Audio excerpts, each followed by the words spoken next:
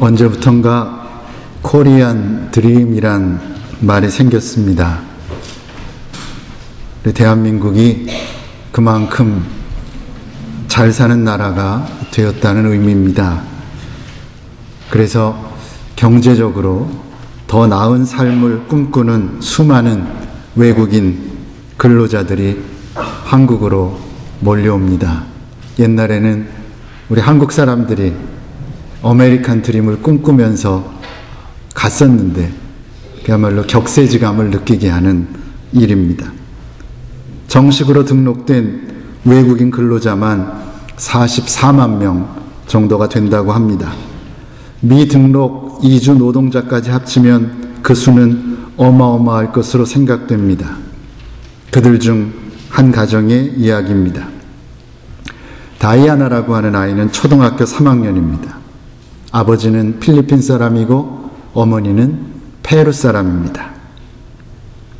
그들 역시 각자 더 나은 삶을 꿈꾸며 한국에 왔습니다.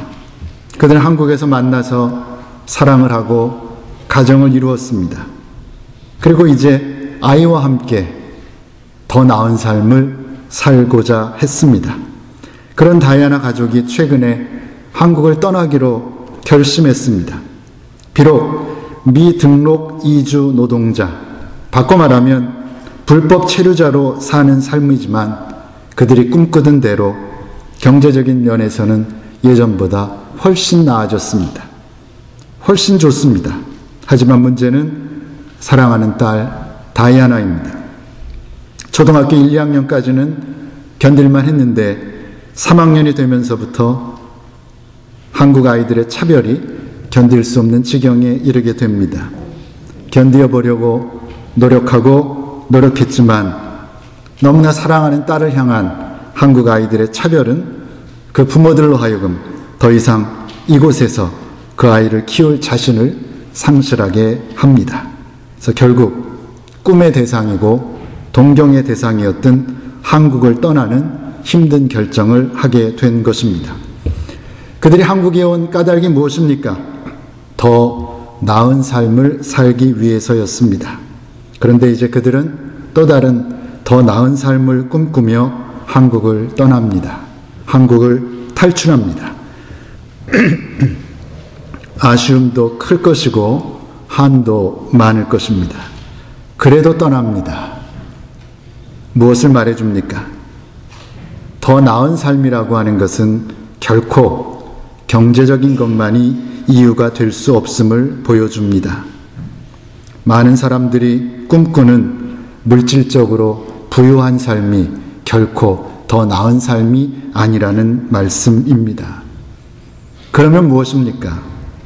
우리 부모가 자녀들에게 요구하는 것은 공부를 잘하는 것입니다. 특별히 한국의 부모들은 거기에 모든 것을 건다고 해도 과언이 아닙니다. 그러면 내 아이가 공부 잘해서 좋은 대학에 다니면 그것이 더 나은 삶입니까? 요즘에 뉴스를 통해서 많이 접하게 되는 대학 이름이 있습니다. 카이스트입니다.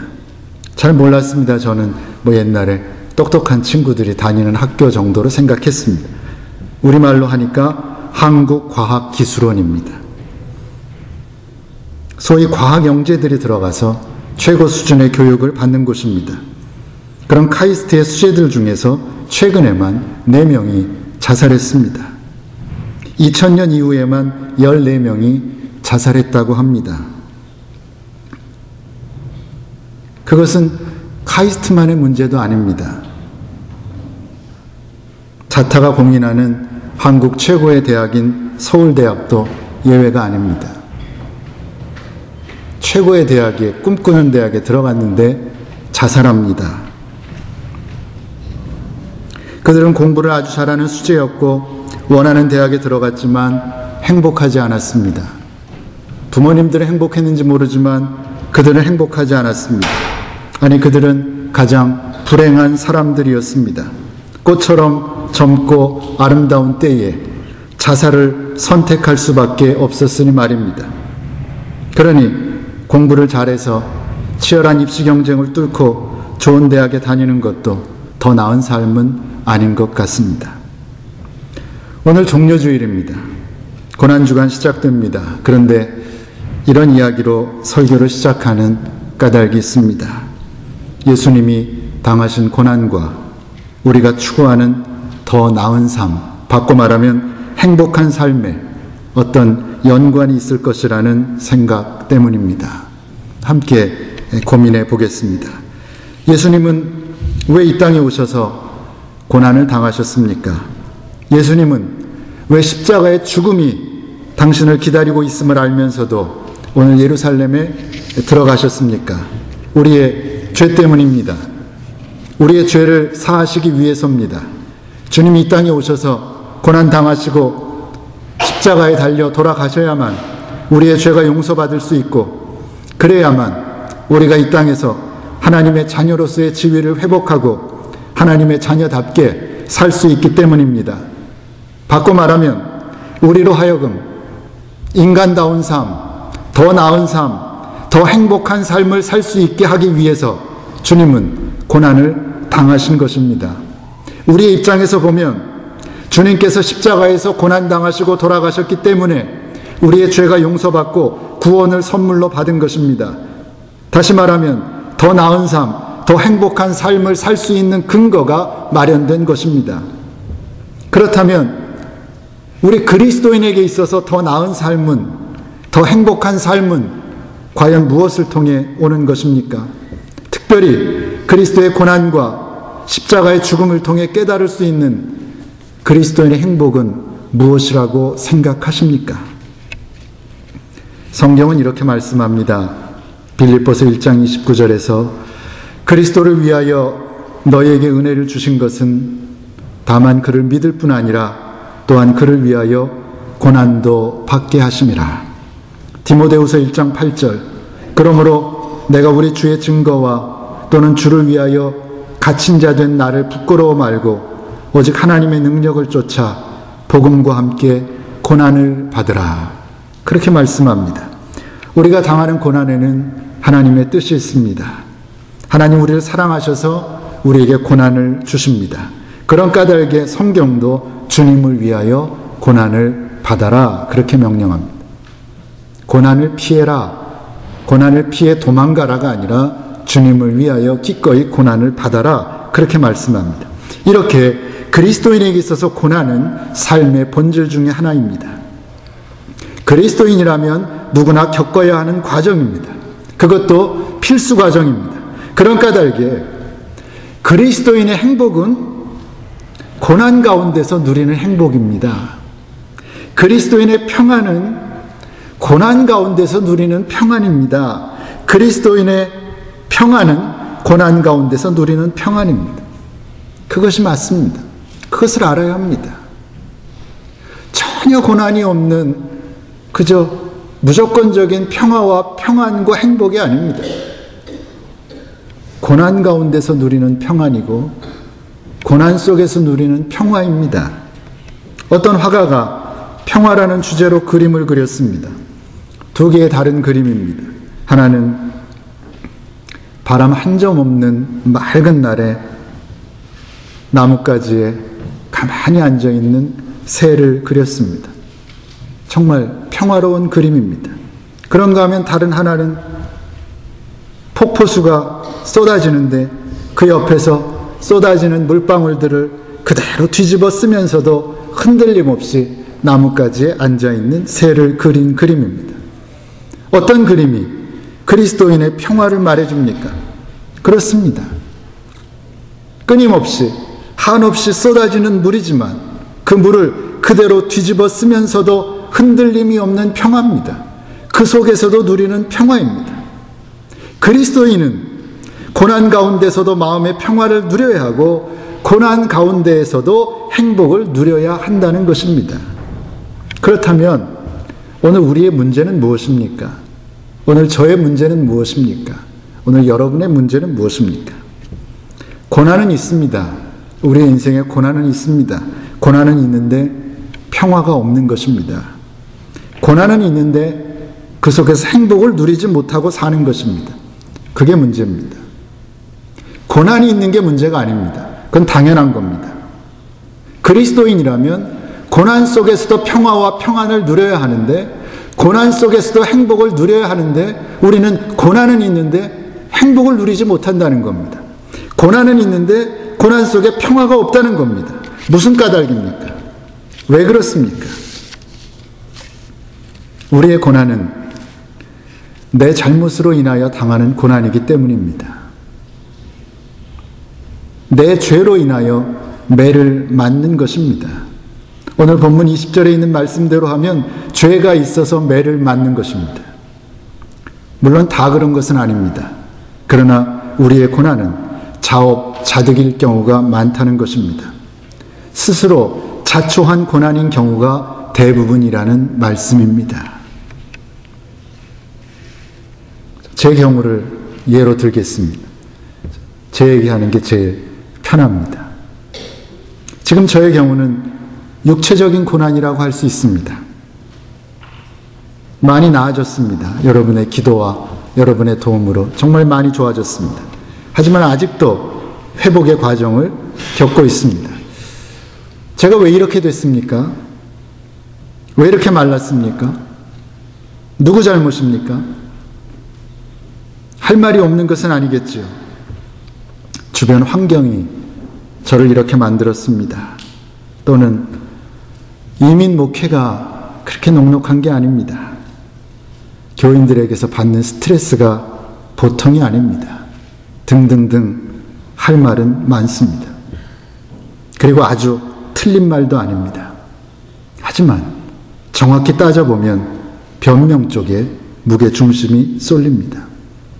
누구 잘못입니까? 잘못을 따지면 전적으로 저의 잘못입니다. 환경에 어려움이 있었다고 해도 마찬가지입니다. 환경에 문제가 있었다고 해도 그렇습니다.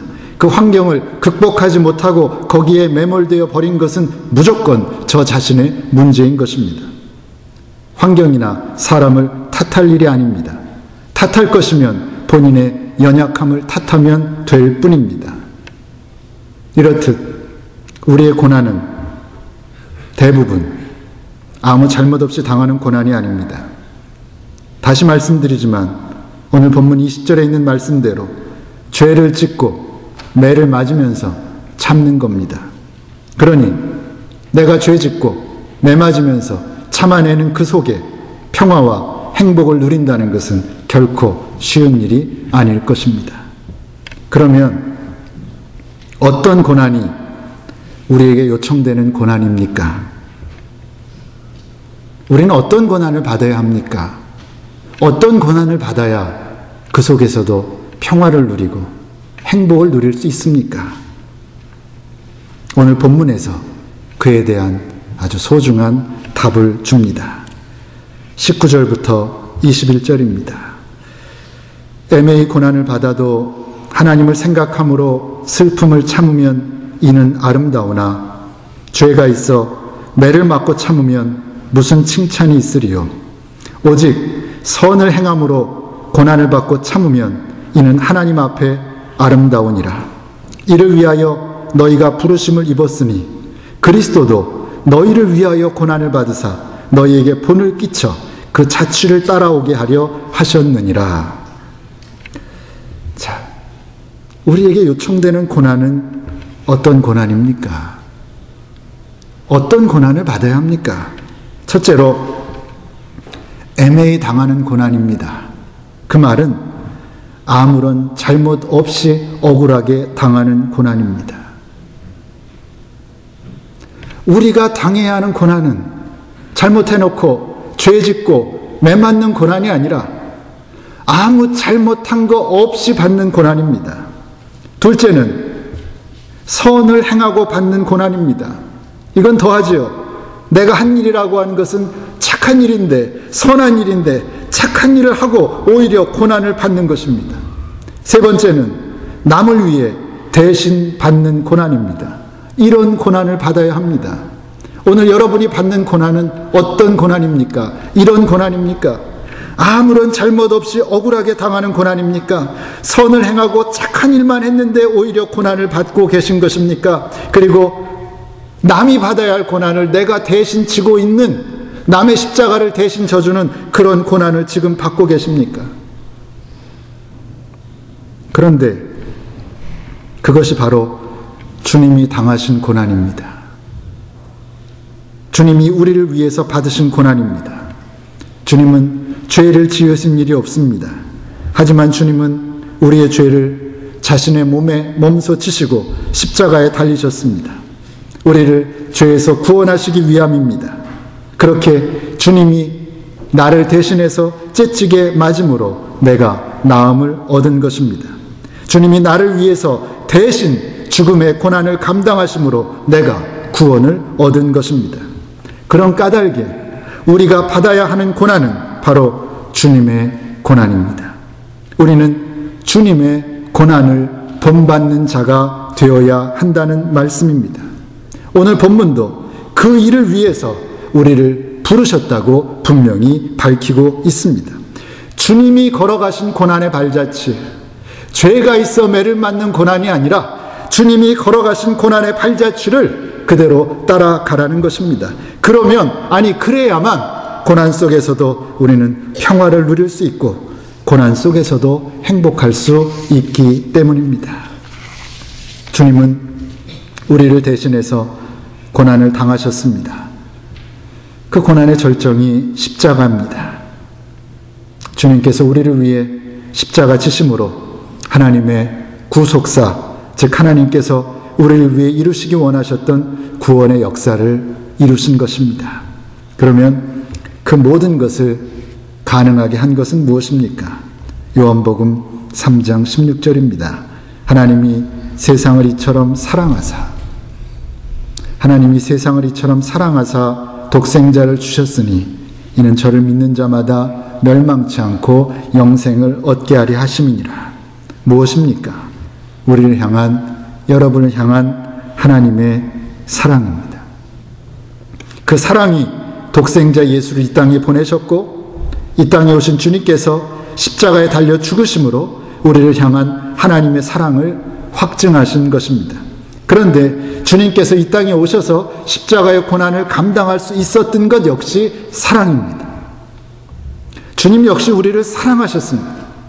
우리를 사랑하셨기 때문에 끝까지 우리를 위해 대신당하는 고난을 견딜 수 있으셨던 것입니다. 우리를 사랑하시되 끝까지 사랑하셨고 죽기까지 사랑하셨습니다. 자, 무슨 말씀입니까? 주님의 고난, 즉 남을 위해 대신 받는 고난을 가능하게 하는 것은 다름 아닌 사랑이라는 것입니다. 바꿔 말하면 우리는 주님의 고난을 본받는 자가 되어야 하는데 그러기 위해서 우선적으로 요청되는 것은 바로 사랑이라는 말씀입니다.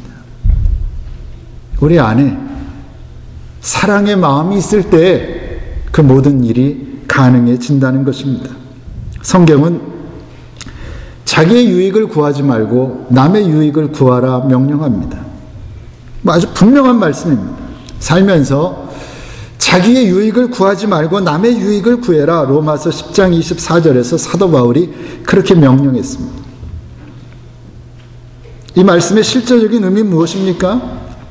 살면서 남이 받아야 될 고난을 좀 대신 받아줘라, 그런 얘기 아닙니까? 남이 잘못해서 져야 할 십자가도 좀 네가 대신 져줘라. 넌 잘못한 거 하나도 없지만 저 사람이 잘못해서 저 사람이 져야 할 십자가가 맞지만 네가 좀 대신 져줘라, 그 얘기 아닙니까? 그것이 자기의 유익을 구하지 말고 남의 유익을 구하라는 말씀 아닙니까? 그것이 예수님이 성경 속에서 우리에게 보여주신 모습 아닙니까? 남을 위해서 대신 고난 받으라는 거지요. 내 십자가까지 남에게 던지는 건 말도 안 되는 것이고 마땅히 그 사람이 져야 되는 십자가지만 예수님처럼 내가 대신 한번 감당하겠습니다, 그런 삶을 살아보라는 것입니다. 그런데 그 일이 어떻게 가능합니까? 사랑이 있어야 가능하다는 겁니다. 아니, 사랑만이 그 일을 가능하게 합니다. 고린도전서 13장에 있는 말씀대로 사랑은 자기의 유익을 구하지 않기 때문입니다. 오늘 하나님의 말씀인 성경은 우리에게 이렇게 도전합니다. 그리스도께서 여러분을 위하여 고난을 당하심으로 여러분이 자기의 발자취를 따르게 하시려고 여러분에게 본을 남겨 놓으셨습니다. 그리고 바로 이것을 위하여 여러분은 부르심을 받은 것입니다. 이제 고난주간이 시작됩니다. 결단하고 이 말씀대로 사는 삶에 도전해보지 않으시겠습니까? 나를 위해 주님이 고난을 당하신 것처럼 이제는 남을 위해 내가 대신 고난 당하는 삶을 선택함으로 주님의 발자취를 따르는 삶에 도전해보지 않으시겠습니까? 나를 향한 주님의 사랑을 기억하고 주님의 고난에 동참함으로 남을 위해 겪는 고난이 얼마나 큰 의미이며 또한 얼마나 큰 행복인지를 깨달을 수 있는 저와 성도님들 되었으면 좋겠습니다. 그래서 이제는 그리스도인답게 진정 더 나은 삶을 살아내는 저와 여러분들 되시기를 바랍니다. 고난을 당하시되 아무 잘못 없이 고난 당하시고 선을 행한 까닭에 고난 당하시고 남을 위해 대신 고난 당하심으로 진정 주님의 고난에 동참하는 여러분들 되시기 바랍니다. 주님의 고난을 본받는 자 되시기 바랍니다. 그래서 어떤 고난 속에서도 참된 평화와 행복을 누리고 결국에는 그 고난 너머에 예비된 영광의 부활에 참여하는 여러 성도님들 되시기를 주님의 이름으로 축원합니다. 기도하겠습니다. 하나님, 저희들 주님의 고난을 본받는 사람들 되기 원합니다. 죄가 있어서 매를 맞고 참는 사람들이 아니라 아무 죄 없이 애매히 고난당하고 선을 행함으로 고난당하고 남을 위해 대신 고난당하는 주님이 당하셨던 고난을 그대로 감당하며 주님이 걸으셨던 고난의 발자취를 그대로 따라가는 진짜 주님의 제자들 되기 원합니다. 이번 고난주간 진정 주님의 고난의 정신을 깨닫고 주님이 걸으신 그 고난의 길을 따라가는 저희들 되기 원합니다. 하나님, 저희를 불쌍히 여기시고 저희에게 깨달음 주시고 은혜 주시고 진정 주님의 고난을 본받는 사람들 되게 하여 주시옵소서. 예수님의 이름으로 기도하옵나이다. 아멘.